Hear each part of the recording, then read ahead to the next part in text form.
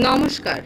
ভারত রঙ্গ মহোৎসবে অন্তর্দীপন সোসাইটি প্রযোজিত নাটক নাট্যশাস্ত্র পঞ্চম বেদ অনুবাদ করেছেন সঞ্জয় রক্ষিত, নির্দেশনা পূর্ণা পাল, প্রযোজনা অন্তর্দীপন সোসাইটি।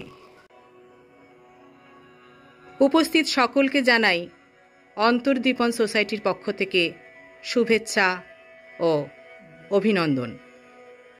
শুরু হচ্ছে আজকের নাটক নাট্যশাস্ত্র পঞ্চম বেদ।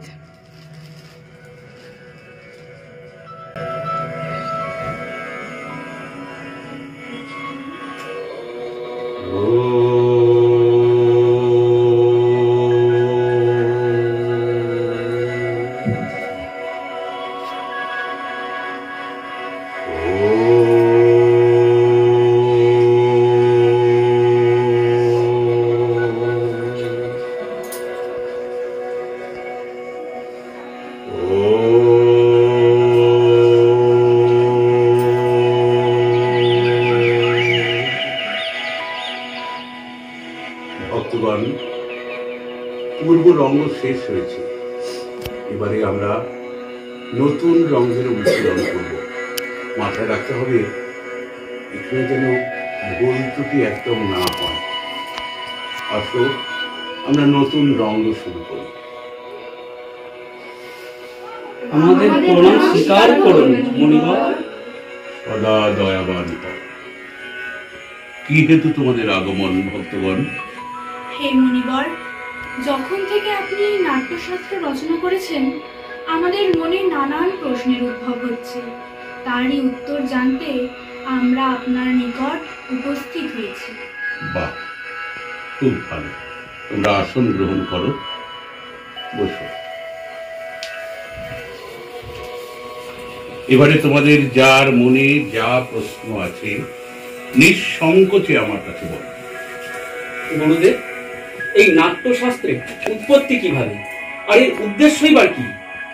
খুব ভালো প্রশ্ন করেছো তুমি। এই শাস্ত্র হচ্ছে জীবনের সার। যখন ত্রেতা যুগে মানুষ ক্ষমতা, লোভ, কামনা এর বশীভূত হয়ে অধর্মের পথে, অন্ধকারের পথে চলে যাচ্ছিল, ঠিক সেই সময় ইন্দ্রদেব ব্রহ্মার শরণাপন্ন হলেন। হয়ে ব্রহ্মাকে বললেন, প্রভু এমন এক পথ দেখান যাতে করে শ্রবণ এবং দর্শন ইন্দ্রিয়ের মধ্যে দিয়ে মানুষের চেতনা বৃদ্ধি হয়। তখন ব্রহ্মা চার বেদের তত্ত্বকে একত্রিত করে এই নাট্যশাস্ত্রের রচনা করলেন। কিন্তু গুরুদেব, আমরা তো জানি বেদ হলো জ্ঞানের ভান্ডার। এতেই জগতে রহস্য লুকিয়ে আছে। বেদ নিজেই এই উদ্দেশ্য সফল করতে যথেষ্ট সক্ষম। তাহলে এই নতুন বেদ কেন গুরুদেব? যাতে করে মানুষের কাছে তা আরো সহজলভ্য হয়, যাতে করে মানুষ তা আরো সুন্দরভাবে অবধারণ করতে পারে। আর সেই জন্যই তো ব্রহ্মাদেব এই চার বেদের মূল তত্ত্বকে একত্রিত করে পঞ্চম বেদ রচনা করলেন।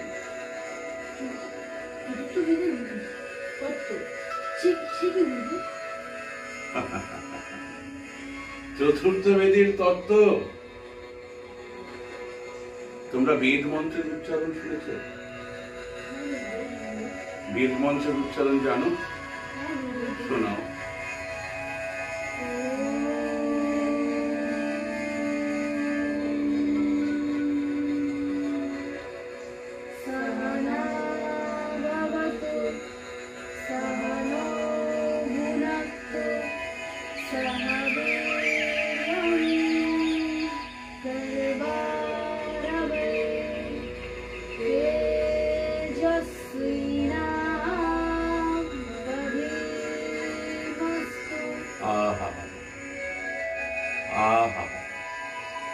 এই যে বেদ মন্ত্রের উচ্চারণ, এটা পাওয়া গেছে ঋগ্বেদ থেকে।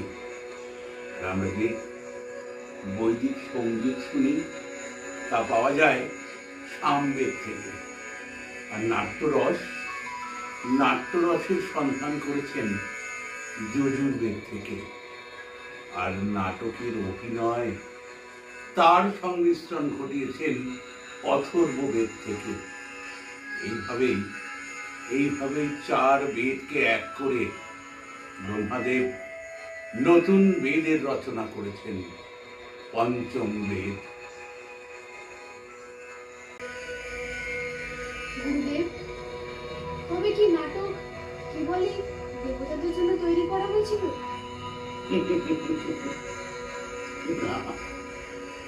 না, এই প্রশ্ন তো রাক্ষসরাও করেছিল ব্রহ্মার কাছে। ব্রহ্মাদেব কি বলেছিলেন জানো? ব্রহ্মাদেব বলেছিলেন এই শিল্প সকলের জন্য, মানব দানব যক্ষ রক্ষ সবাই এই শিল্পের অঙ্গীভূত। সকলের জীবনের ভালো মন্দ সমস্ত কিছুই এই নাট্যের মাধ্যমে প্রকাশ পায়, এই নাট্যের মাধ্যমে বোঝানো যায়। তাই তো এই নাট্যশাস্ত্রকে তিনি সর্বশাস্ত্রের শ্রেষ্ঠ বলেছিলেন। অদ্ভুত অদ্ভুত সমস্ত সৃষ্টি সমাবেশ, লৌকিক এবং অলৌকিক বহু ধর্ম, সকল প্রাণীদের ভাবধারার প্রতিনিধি এই কলা। ঠিক বলেছি। এই কলা এমন এক শাস্ত্র যা সকল ভাবধারার সংমিশ্রণ। এই কলা অদ্ভুত। গুরুদেব, বড় অদ্ভুত এই কলা, নাট্যকলা। জীবনে বেঁচে থাকার জন্য যেমন শ্বাস নেওয়ার প্রয়োজন, তেমন এই নাট্যশাস্ত্রেরও প্রয়োজন। তবে কেন এই সমাজ এই শাস্ত্রকে গুরুত্ব সহকারে গ্রহণ করে না? এই কলা কি কেবল অপ্রয়োজনীয় আর অপ্রত্যাশিত হয়েই থেকে যাবে? তো ভালো একটা প্রশ্ন করেছো জানো। আসলে আমরা তো শিল্পী, শিল্প কর্ম করাই আমাদের কাজ। আমরা তো কেউ নীতি নির্ধারক নই। যারা নীতি নির্ধারক তাদের কাজ কিভাবে শিল্পকর্ম হবে, কিভাবে করব, তারা সেই নিয়ে ভাববে। আমরা শিল্পী, আমরা শুধু আমাদের শিল্পকর্ম নিয়েই ভাববো।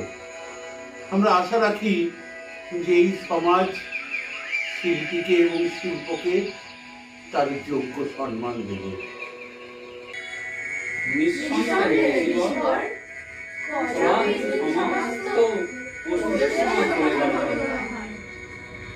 আমি তো এই আশা রাখি যে এই পৃথিবীর মানুষ এই কলাকে, এই শিল্পকে এবং তার শিল্পীদেরকে যোগ্য সম্মান দেবে।